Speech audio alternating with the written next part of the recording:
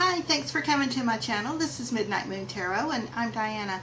This reading is for the astrological sign of Cancer. Sun, Moon, Rising, Venus, Jupiter, or anywhere in your birth chart that Cancer might appear. Also, if you're new to my channel, I'd like to take just a second and invite you to subscribe and click that little bell so that you're sure to be notified whenever I upload new content. Also, in the description box below, you'll find links to my social media, my Patreon, my PayPal, and links to some really cool things on Amazon I think you guys will like. Okay, so this reading, from now on, I'm no longer putting dates on the readings because, as we all know, tarot readings are pretty much timeless, and whenever you feel drawn to watch a tarot video, then usually there is a message for you within that reading. So let's just go ahead and jump right in and check in with Spirit and see what Spirit has to say for Cancer. Spirit, what love messages do you have for Cancer, Sun, Moon, Rising, Venus, and Jupiter? Spirit, what love messages do you have for Cancer?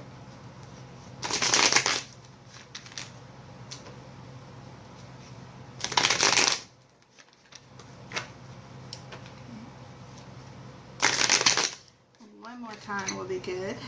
Okay. Alright.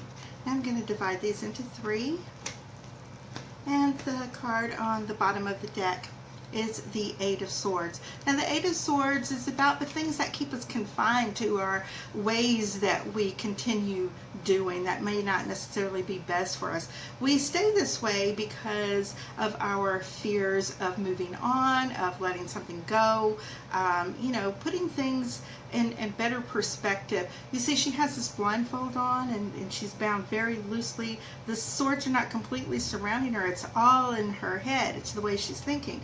She could easily step away from the situation if she really and truly chose to. But sometimes we're very comfortable with being unhappy. I don't know if that's the right terminology to use, but sometimes we get comfortable that because something is familiar, it's better than not knowing what's out there. Okay.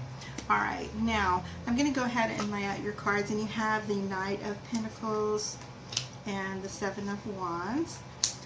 Partners column, we have the Three of Cups and the Ace of Swords. Obstacles and challenges, the Fool and the Ten of Cups. And in your outcome, we have the Sun and the Ten of Wands. Okay, now with the Knight of Pentacles, you could very well be dealing with an earth sign, and the Knight of Pentacles is the slowest moving knight in the entire deck. This is pertaining to like really being slow, taking your time, being sure-footed. Okay, you see how thick this horse's legs are, just being very sure-footed, like I'm saying, and moving forward very carefully, thinking about what decisions that you're going to make. And with the Seven of Wands, this tells me that you are really, really tired of having to defend your train of thought and the things that you want to do. Maybe staying in a situation because somebody is making you feel guilty when you know in your heart that you want to move on. Now when we get to your partners column, we have the Ace of Swords and the Three of Cups. Now your partner could very well be in a third-party situation. This is something that, it gives you your edge, so to speak, right now, where you can use that as your catalyst to actually move away from the situation and not necessarily, stay stuck with it. You can use the sword to free yourself and to overcome being in a relationship where you're not entirely happy, where you always felt like something was off and something was wrong. Okay. Now in your obstacles and challenges, we have the Fool as well as the Ten of Cups. And of course, Cancer, you're a person who wants that happily ever after. You want someone to grow old with. You want someone to, think about the future and plan the future with you. But, there's nothing wrong with starting out on your own and starting over. Hang on, guys. Okay, guys, sorry about that. That was my DoorDash person who honks their horn. It's a really big thunderstorm going on right now in New Orleans, and I didn't feel like getting out and getting anything, so I ordered in. But anyway, let's go on with your reading. Okay, so like I was talking about, it's a good time for starting over, but because this is in your fears and anxieties, and you know, this card right here, this Eight of Swords, is your overall energy. It talks about, you know, maybe you're afraid to start over. Maybe you're afraid to stay, you know, to start something new. Thinking about maybe giving this person another chance after they might have not been so faithful to you.